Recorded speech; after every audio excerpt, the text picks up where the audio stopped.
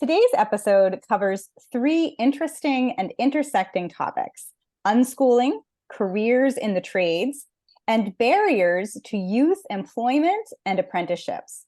My guests today are Wendy Zanders and her 16-year-old unschooled son, Keyshon. Wendy and Keyshon, welcome to the Liberated Podcast. Thank you so much for having us. I am so glad that you're here. I am thrilled that Lainey Liberty, who has been on this podcast before and is a real pioneer in unschooling and advocating for self-directed education. She runs Project World School with her son, Miro. She's just such a cheerleader for youth empowerment. And I'm glad that she connected us. I know that you've had interactions with Lainey, Wendy, and just thrilled to have you on the podcast to share not only about your unschooling journey, but also about how your son's interest in the trades and specifically in welding has been really rewarding for him and fulfilling for him. But he's running up, Keyshon, against labor laws and youth employment barriers that's actually triggering now a move out of state to an area where there's perhaps more freedom in terms of youth employment opportunities. So we'll get to all of that, but I'd love to start, Wendy, with your journey toward unschooling. What led you to become an unschooling mom? Thank you so much for having us. And I love this conversation. I'm so passionate about it. And so I am from Trinidad and Tobago. So a lot of families in the Caribbean, homeschooling has become something now. But when I moved to the US when I was 14, I never knew anything about homeschooling, let alone unschooling, just kind of breaking out of all boxes and just kind of doing life on your own.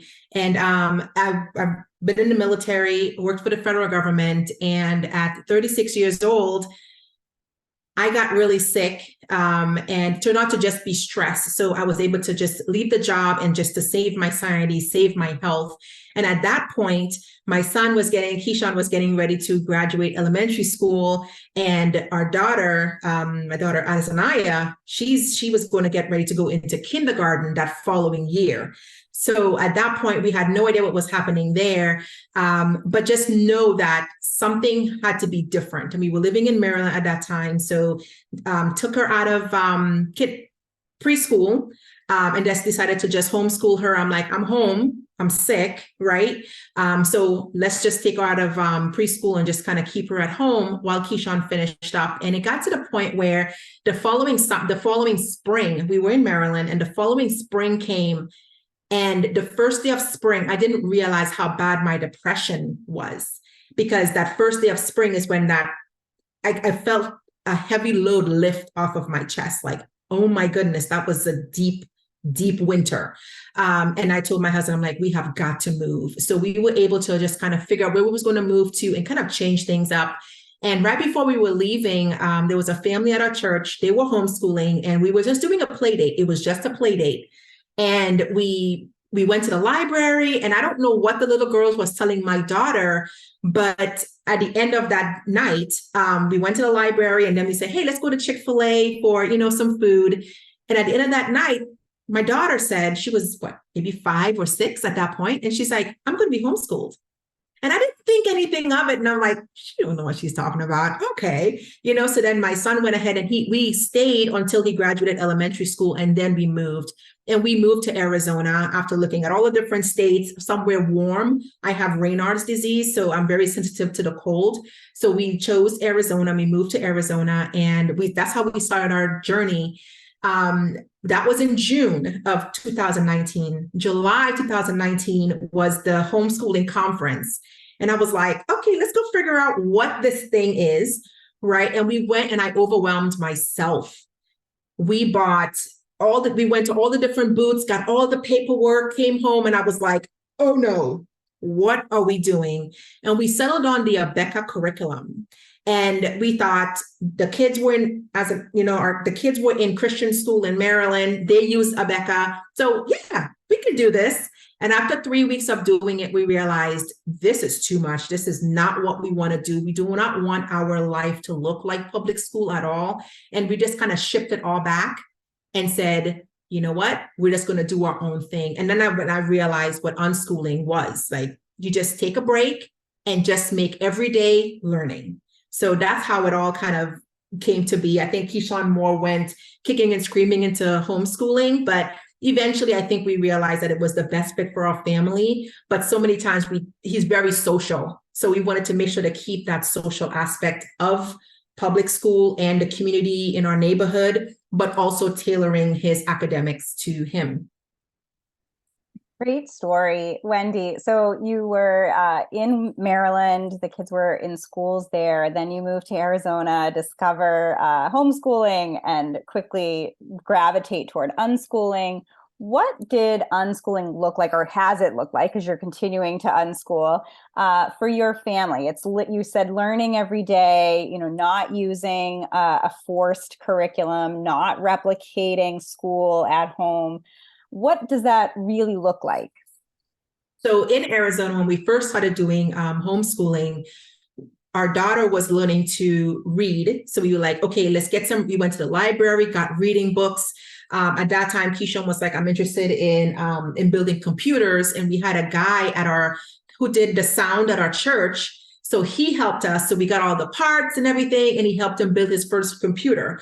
And then it was gaming. So it's evolved since then, but we did interest-based learning to say, okay, you want to learn this. Now let's learn the math part behind that, or the English part behind that, science, history. So whatever he wanted to learn, we just put those core pieces around it, but not so strict to where to say, if we say, you know what, let's take a drive up to Flagstaff or somewhere where it's a lot more cooler.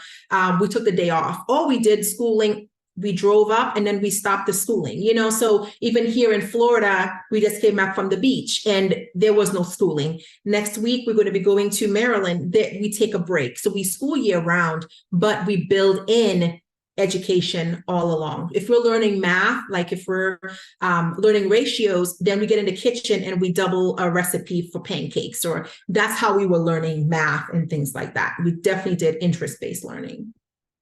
Yeah, so you mentioned that you are in Florida now. So you moved from Arizona to Florida, two states that sort of lead the way in terms of educational freedom and expanded education choice policies for parents. Both now have a universal education savings account program that applies to homeschooling families who choose to use those funds. So both good places to be exploring alternative education options and homeschooling and unschooling. And I love that image of unschooling as interest-based learning. Really, it is self-directed education, and the role of the adults, like you say, is watching for what those interests are, facilitating those emerging interests and passions, and then connecting your children to available resources. You're really the connector. And so maybe, Keyshon, we could turn over to you for a bit. I'd love to hear about what your experience has been like as an unschooler, and specifically, how did you get interested in the trades and especially in welding? So I was in school on and off for online. I did online a little bit, homeschooling, and I did a co-op as well. And while I was in the co-op, there was a bike that I basically put together. I bought off of Facebook Marketplace and it was completely wrecked. And then I basically ordered all the parts for it, and I really got into like the auto industry, like fixing up cars, fixing anything with the motor basically.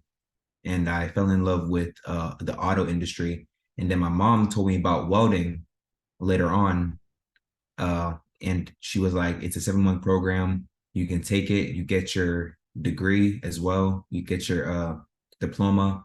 And basically I was like, we can try it. And then I ended up liking it first week of trying it as well. And the more and more I put my work into going to school, the more I fell in love with it.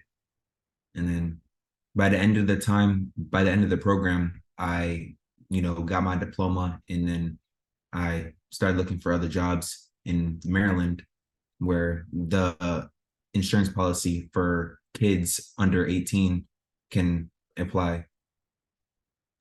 Yeah, so this is just a fascinating. So, you're in this co-op and become increasingly interested in anything to do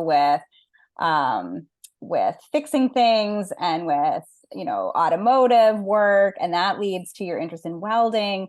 And you just completed or just graduated from a welding certificate program, right? Can you tell us a little bit about what that welding program was like? So how the welding program was like, it was like, it's 6 phases. There's 6 phases within 7 months, and basically it's 5 days a week. So you go 5 from weeks. Monday, 5 weeks, and you go from Monday to Friday, and basically you do some projects. You do a couple projects. There's like 3 to 5 projects within each phase, and basically you do tests that you would basically do as if you were to get a welding job, and it basically implements that towards welding in the welding industry when you get a welding job. And so what do you have now? Are you a certified welder? I guess what is that certification? Oh, that certification basically gives you, like, you can basically say that you're a certified welder, like you have experience, you have 7 months of experience, and you're in the diploma, it actually obligates you to be able to get a welding job and be certified. That's amazing. Again, congratulations. What an accomplishment. And Mom, you must just be so proud of Keyshon, just being able to follow his interests and passions and build a career around something he's really interested in, good at, high paying jobs, like just a wonderful career path. And of course, as unschoolers, we know that at any time, maybe interests will change and Keyshon might pursue a different path. And he has that personal agency and autonomy to be able to direct his own learning and his own life in whatever path makes sense. So just really exciting. So now let's hear a little bit about the barriers, right? Because here you're 16, you finish this intensive certification program with this welding diploma to be a certified welder. And if you were 18, what would you be able to do that for some reason you are not able to do right now? Let's talk a little bit about some of these barriers that youth in the trades are encountering. I think what would be different from if I was 18 to 17 now, I think a lot of more jobs would pop up and actually give me a chance to actually weld with them in their business, in their but from 16, obviously the labor laws and stuff like that, you're only limited to so much welding jobs. And when you're 18, there's the bigger paying jobs, the bigger paying welding jobs when you're 18. And I just have to wait till I'm 18 in order to get in those bigger companies. And so right now, what I'm doing right now when I'm 16 and it is I'm going to like smaller businesses and basically staying there for a good couple years so that I had the experience for when I go to a bigger company, I could tell them how much experience I've had over the couple years. Really interesting. I wonder, Wendy, if you can talk a little bit about what you're seeing in the labor space, because it sounds like a lot of the barriers that you're encountering are coming from the employers themselves, sort of the reluctance that they may feel for hiring a teen who's under 18. Is that right? Are you also seeing kind of state level restrictions on employment? What are you finding? Yes. So even with he's at Tulsa Welding School where you graduated from, they said, well, we called about 20 employers and they want 18. And even here, we've been calling around and they're like, oh, because of our insurance policy, we're not able to hire anybody below 18. So that's what we're hearing here in Florida a lot. And that's when you were like, well, let's look at Maryland, right? So we called up Maryland, and I've been like calling up Maryland, like every single day I'm calling up another company. And actually some companies have said he's going to be 17 in November. Some companies have said, have him call us back when he turns 17. Some have said, nope, got to be 18. So here I am with my Excel spreadsheet, like making up my little list, like right now 17, 18, and I'm just putting different companies on that list. And a lot of companies have said, oh, can he come in? We'd love to see him. And I'm like, well, we live in Florida, like literally they would have said, can he come in right now and put in an application? So we are seeing that there's a lot more maybes, even from here in Florida. So that's why we're moving him back to Maryland to explore more, where we sent in some resumes. We've been creating some like your well projects, I've been interviewing him and getting it on video, saying, hey, when you're at school, have your teammate or whatever do a video of you doing a weld, so you kind of building your portfolio. So even if they can't hire you right now, at least you're building your portfolio on what you could do and kind of showing them pre-hiring you at the 16 age right now. So yeah, we're definitely getting a lot more maybes and yeses. So that's why it makes more sense for us to move him back to Maryland to explore what those jobs would be in Maryland. And of course, Maryland is where you said you were originally, where Keyshon, you went to school back in your early years. You have lots of family there. So Keyshon will be staying there and have family and hopefully now employment opportunities. But what is it, Wendy? What is your sense of why is it seemingly easier for Keyshon, for a 16-year-old or maybe a 17-year-old to get a job in the trades in Maryland that you're not finding in Florida? What do you think? The laws here, I think, is just so strict. And it's the first thing that comes, well, at least one of the few things that comes out of their mouth is, oh, our insurance. Like that is like the key word they're saying. So it's not even, oh, let me explore that a little bit more. It's more of the insurance. Due to insurance, we're not able to, so everybody is so afraid here. So I don't know if it's the same thing. This is me trying to explore that in Maryland. Like, why is the laws a little bit different and people are willing to accept or take him on as a 16-year-old welder in Maryland, but not in Florida? So I'm on that mission to explore that, because I really do think that there have been a lot more families with teenage welders, not even welders, just teens in trades that has gone on before us. And I really do want to be able to break up this ground, because a lot of people that's after us is watching Keyshon. Their kids, there's 14-year-olds that's interested in welding, and they're watching him, right? They're watching us, and we are hoping to say, okay, we're breaking up some ground. So when the kid is ready, there's not so much barrier, because there's so much gaps in the trades in welding. There's like a 30-year gap. The welders are really old. They're older, getting ready to retire. And if there are people coming into trades, there's going to be a huge shortage. So we need to break up this ground and figure out what we can do to get these teens into trades. I don't want Keyshon to have to sit until he's 18. That's a year and 3 months of saying he's a professional welder. He has his diploma, he has his welding hood, and he has his gear, and he's ready to go. But then you're telling somebody you need to sit and wait for a year and 3 months.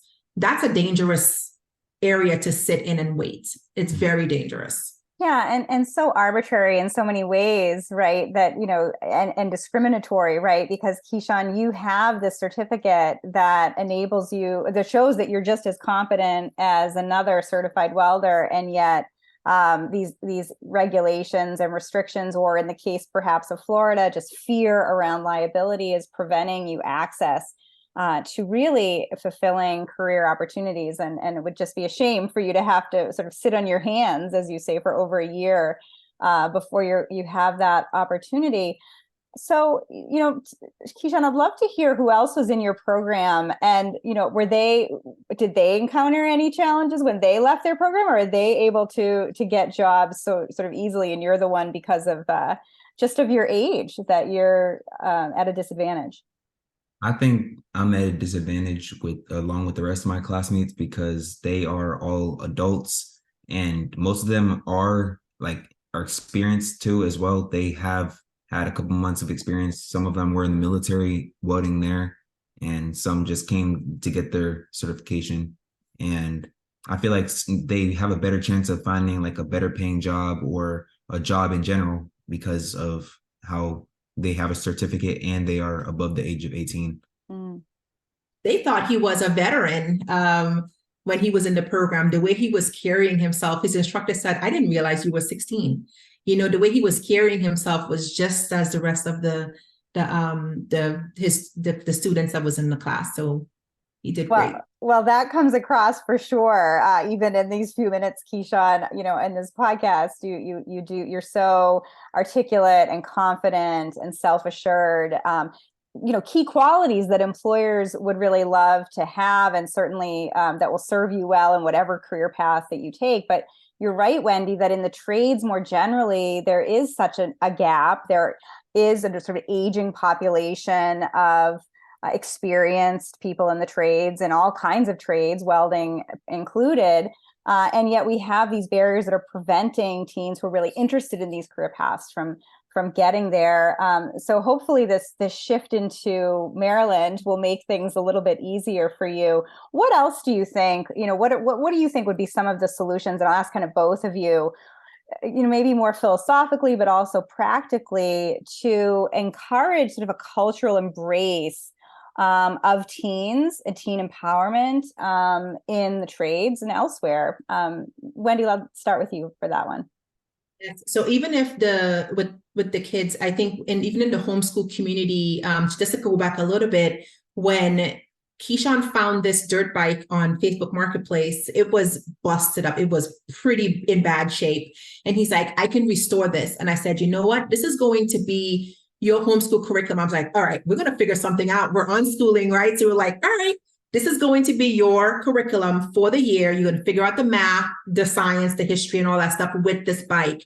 And rebuild it. And he was on YouTube finding how to fix parts. He went on eBay, found the parts. I'm like, all right, we're going to buy this. Keep your total. That's your math, trying to do all these things. And so I think it's so important. And then we found kids at the co-op that we were at that wanted to learn about the bike as well. So we was like, you know what? We'll take the bike there. And there were 4 teenage boys working on this dirt bike. So the path, yes, it could be scary to be like, okay, so you went from wanting to build computers to gaming to a dirt bike to cars, which he loves now. He has his car that he bought, to welding. So yes, it could feel like, okay, you all over the place. And it scared me a little bit at the beginning, but honestly, isn't that what unschooling is? You try something, but it's always been an upward trajectory, right? So it could be a little bit windy. So I would say for families that have a child or a teenager that's kind of moving up and down, you're like, okay, 1 minute you're into here, but sometimes it all the different interests that they are in leads back to working with your hands. I remember telling him with the dirt bike, oh, I'm going to get you the manual so you can read it. He's like, no, Mom, I don't want to read anything, but he can watch a YouTube video and know how to fix something. So we knew he doesn't want to read something, but he can watch and he can implement and he can work with his hands. Otherwise, if we weren't unschooling and we were having him sit with a book and do math and all that, we never would have learned that this is the way he learns best, with his hands. So sometimes it's okay to just kind of take that hands-off approach and let the kids kind of keep them within that barrier, but really allow them to really grow. And you can see the amazing things that will happen for them. So I would say just take a little step back and just watch them go. They really will show you some things. Yeah, and so much of unschooling is tolerating and embracing that circuitous path to learning in life that is based on interests and emerging passions and abilities. It's rejecting sort of the standard conveyor belt model of schooling, and being okay with more of the unpredictability that comes with, again, self-directed learning. So again, kudos to you for being able to step back and allow Keyshon to follow his interests and really, find a career path that's meaningful for him. So I'd love to hear, again, Wendy, a little bit more about, what do you think we could do as a culture to support more teens in the trades, to make it easier for teens to have a pathway into a career at younger ages? Are there, again, sort of cultural, recommendations that you would have, as well as sort of practical policy suggestions? We've actually called up the union, iron workers, and they were like, no, you got to be 18. I think there should be like there's an apprenticeship program at 18 at the union. I really do think they should bring it back to 16, or I guess, yes, we do need to have an age. I would love to see a 14-year-old really go into this apprenticeship, like let them do the welding, yes, with supervision, but I really don't think age should be that barrier. I think it should be their maturity, because honestly, you can have a 25-year-old that's very immature, and you can have a 16-year-old that's all about their craft and very focused. So age is, I think we need to get rid of age or lessen it. I don't want to say get rid of age, but I think we have to look more beyond the age, not just it would got to be 18, because you can have somebody that's very immature at 18, but they get to go through this program and cause themselves harm, versus a 16-year-old who is focused and dedicated. So maybe there needs to be a screening process more than it's just age. That could just be one parameter, but not all of it. And I think there needs to be laws being changed to allow 16, 15-year-olds to go in, because there could be a pre-apprenticeship, something like that. And I've known business owners who, homeschooling business owners who have started doing this stuff for teens. Like, hey, you want to learn auto mechanic? Let's work on that now. Kids want to work with their hands. And I really do want to see the insurance policies lessen a little bit to involve these teens a lot more, because their passions are going to rise and they shouldn't have to wait to get started. Yeah, such interesting points. I mean, some of this is sort of these arbitrary age cutoffs, these restrictions, again, discriminatory based on age, not on ability. Somehow, again, we tolerate this legal discrimination against older teens in the workforce that we would never tolerate in other areas of our lives. And that it really can hold teens back. You know, I think about my 16-year-old homeschool daughter who has her first part-time job. She works at a coffee shop, absolutely loves it. And she's not able to be a supervisor because she's only 16. You have to be 18 to be in a supervisory role, even though, like you said, in some cases, she's the most mature one on staff at a given time, knows everything that she would need to know to be a supervisor. But it's that child labor law, that youth employment regulation, in her case at the state level, here in Massachusetts, that prevents that. I'm sure it does in other states too. And then the trades has their kind of their own hurdles. And like you mentioned, industry specific hurdles, in this case, the union. So that could be an opportunity too, though, particularly as we have this aging population of experienced craftspeople, people in the trades. Maybe there's opportunities there, like you said, a pre-apprentice, a pre-apprenticeship to encourage that. What do you think, Keyshon? You know, what do you think the public policymakers should know about teen workers and people like you who are experienced and certified? You have a certification that most adults have, and yet you have these barriers to entry. You know, what would you like them to know about what that's like? I would like them to know that even though you are underage, under 18, that you should give them a chance and let them at least show you what they can do. Like at least like apply and do the weld test and see at least what they can do and how they can improve, and just to go from there. And, you know, I think that you should like let them have a chance and actually see their work. And also if they have their certification, I think that should be even bigger to take in as well as a consideration to let them into your company. Oh, I love that. So Keyshon, what are some of your goals, assuming you're able to get your foot in the door, hopefully in Maryland over the next few weeks? What is sort of your future career path in welding? My future career path is to have so much experience to where I can one day open up my own welding shop and to do all this all on my own, have my own business and to have my own employees and be my own boss. I love that. And following in mom's footsteps, right, Wendy, because you are also an entrepreneur. You run a decluttering coaching business. I wonder if you could talk a little bit quickly about that.